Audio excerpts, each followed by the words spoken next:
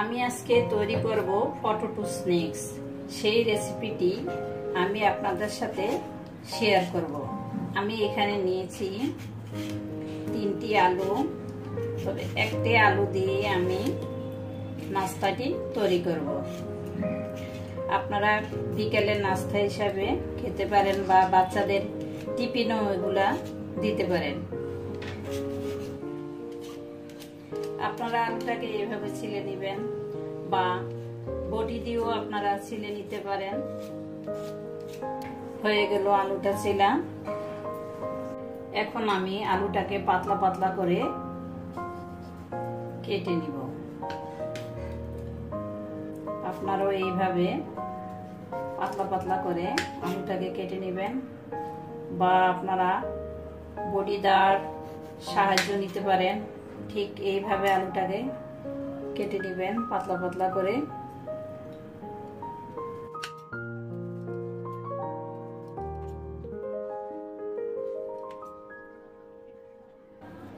পুরো আলুটাই আমি এভাবে স্লাইস করে কেটে নিব। আলুগুলো কাটা হয়ে গিয়েছে। আলুগুলো যাতে বেশি ভারী এবং বেশি পাতলা না হয়, মিডিয়াম ভাবে রেখে আপনারা কেটে নেবেন। এখন একটি বাটিতে তুলে আমি আলুগুলি একটু নরমাল পানি দিয়ে ধুয়ে নিব।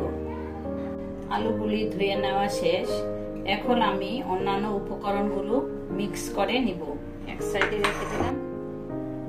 এখন আমি এখানে নিয়েছি হাফ কাপ বেসন, 2 টেবিল চামচ চালের গুঁড়া,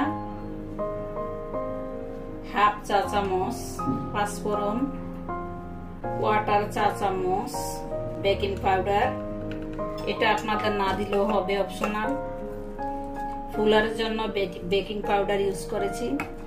দিয়ে দেব হাফ চা চামচ মরিচের গুঁড়া, দিয়ে দিব স্বাদ মতো লবণ। এখন সম্পূর্ণ উপকরণগুলো আমি একটু মিক্স করে নিব। পানি দিয়ে আমি একটি মিশ্রণ তৈরি করব।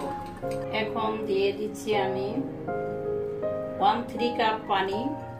দেখি কতটুকু পানি আমার লাগে, সেই অনুযায়ী আমি পানিটা দিয়ে দিব। পানিটা আপনারা আপনাদের পরিমাণ মতো দিবেন। এখানে আর একটু পানি লাগবে।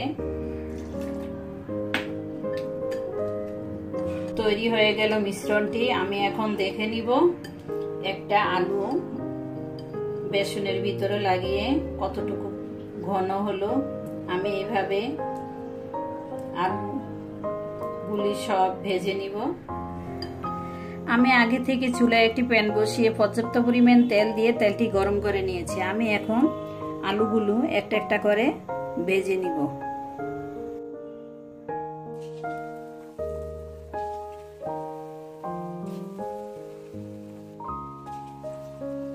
এভাবে করে আমি সবগুলি আলু আমি এখন এক এক করে একটু উল্টিয়ে দিব।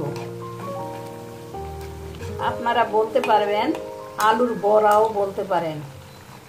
কত সুন্দর করে ফুলে উঠছে দেখুন। আমি এখন বড়াগুলো একটি ডিশে তুলে নিব।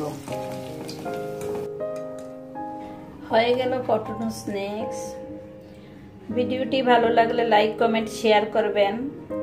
আমার চ্যানেলের লিংক দেওয়া আছে। আমার চ্যানেলটিকে সাবস্ক্রাইব করে পাশে থাকা বেল আইকনটি ক্লিক করে দিবেন। এখন আমি আপনাদেরকে একটু ভেঙে দেখাচ্ছি। মচমচে